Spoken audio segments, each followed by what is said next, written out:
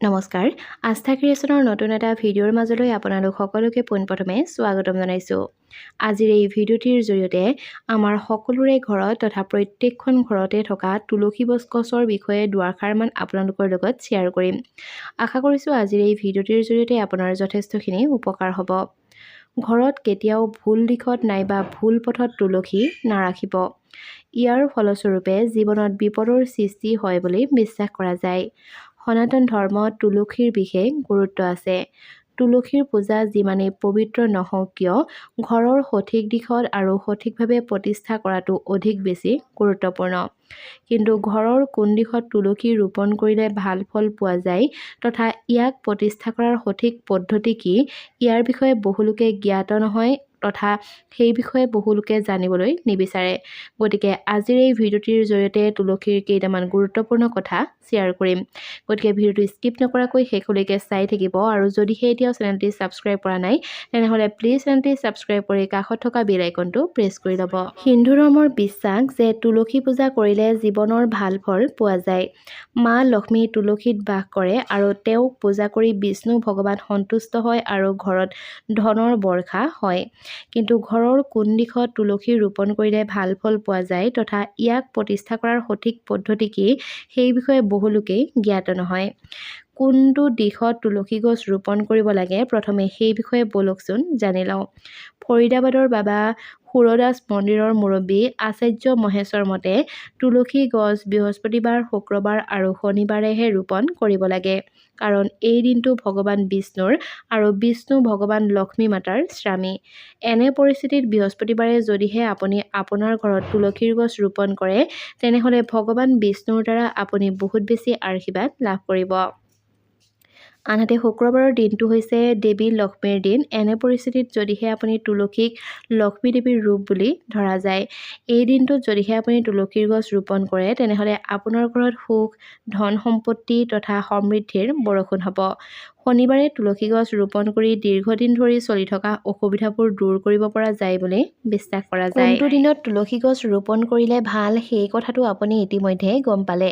এতিয়া বলকচোন জানি লওক কোনটো মাহত তুলসীৰ গছ ৰোপণ কৰিব লাগে। বিশ্বাস অনুসৰি এপ্ৰিলৰ পৰা জুন মাহলৈকেহে তুলসীৰ গছ ৰোপণ কৰাটো ভাল। এই মাহত তুলসী গছৰ বৃদ্ধি ভাল হয়। সনাতন ধৰ্মৰ মতে তুলসী গছ ঘৰত কেৱল কাৰ্তিক মাহত অৰ্থাৎ অক্টোবৰ-নৱেম্বৰ মাহতহে ৰোপণ কৰিব পাৰে। ইয়াৰ উপৰিও কাৰ্তিক মাহৰ পিছত চৈত্ৰা মাহত পতিত নৱৰাত্ৰিৰ দিনাও আপুনি ঘৰত তুলসীৰ গছ ৰোপণ কৰিব পাৰে। ঘৰতে তুলসী সংস্থাপন কৰাৰ কেইটামান বিশেষ পদ্ধতি আপোনালোকক জনাব বিচাৰিছোঁ। সূৰ্য উদয়ৰ আগতে উঠি দৈনন্দিন কাম-কাজসমূহ কৰি পৰিষ্কাৰ পানীত গংগাৰ পানী মিহলাই স্নান কৰক। পৰিষ্কাৰ বস্ত্ৰ পৰিধান কৰি তুলসীৰ গছ ৰোপণৰ আগতে সেই ঠাই নাইবা সেই পাত্ৰটো গংগাৰ পানীৰে পৰিষ্কাৰ কৰিব লাগে। তুলসী গছক পানী, ফুল আৰু 5 প্ৰকাৰৰ মিঠাই আগবঢ়াওক আৰু তাৰ পাছতেই দেশী ঘিউৰে চাকি জ্বলাওক। লগতে বিবাহিত মহিলাগৰাকীৰ হাতেৰে তুলসীত গাখীৰ আগবঢ়াই হাতযোৰ কৰি প্ৰণাম কৰক। ঘৰত তুলসীৰ গছ ৰাখিলে সুখ আৰু শান্তি আৰু লগতে সমৃদ্ধি আহে বুলি বহুলোকে ক'ব বিচাৰে তথা আপোনাৰ জীৱনত কেতিয়াও ধনৰ অভাৱ নহয় বুলিও বহুলোকে ক'ব খোজে। তুলসীৰ ওচৰত দীপ জ্বলাই দেৱী লক্ষ্মী ঘৰত বাস কৰে আৰু তাত ধনৰ বৰষুণ হয়। এতিয়া বলকচোন জানি লওঁ ঘৰৰ কোনটো দিশত তুলসীৰ গছ ৰোপণ কৰিব লাগে। আচাৰ্য মহেশ্বৰ মতে সনাতন ধৰ্মৰ মতে তুলসী গছ আপোনাৰ ঘৰৰ উত্তৰ নাইবা পূব দিশত ৰোপণ কৰিব পাৰে। বাইদেউ উত্তৰ দিশত তুলসীৰ গছ ৰোপণ কৰাটো অতিকৈ শুভ বুলি গণ্য কৰিছে। ইয়াৰ বাহিৰেও যদিহে ঘৰৰ পূব দিশত তুলসীৰ গছ ৰোপণ কৰা হয় তেনেহ'লে ই ঘৰত থকা সূৰ্যৰ দৰে শক্তিশালী শক্তিৰ সৃষ্টি কৰে।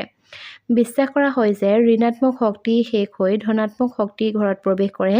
লগতে ঘৰৰ দক্ষিণ আৰু দক্ষিণ-পশ্চিম দিশত কেতিয়াও তুলসীৰ গছ ৰোপণ কৰিব নালাগে।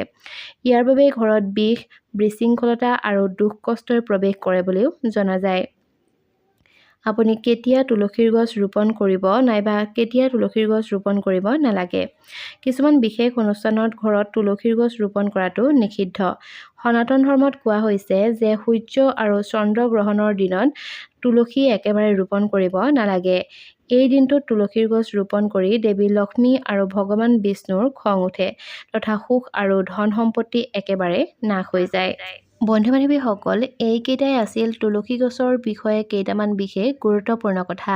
আশা কৰিছোঁ আজিৰ এই ভিডিঅ'টিৰ জৰিয়তে আপোনাৰ যথেষ্টখিনি উপকাৰ হ'ব। যদিহে ভিডিঅ'টি চাই ভাল পালে তেনেহ'লে ভিডিঅ'টোত লাইক আৰু কমেণ্ট কৰাৰ লগতে আপোনাৰ আপোনসকলৰ মাজত অনুগ্ৰহ কৰি আজিৰ এই ভিডিঅ'টো শ্বেয়াৰ কৰি দিব।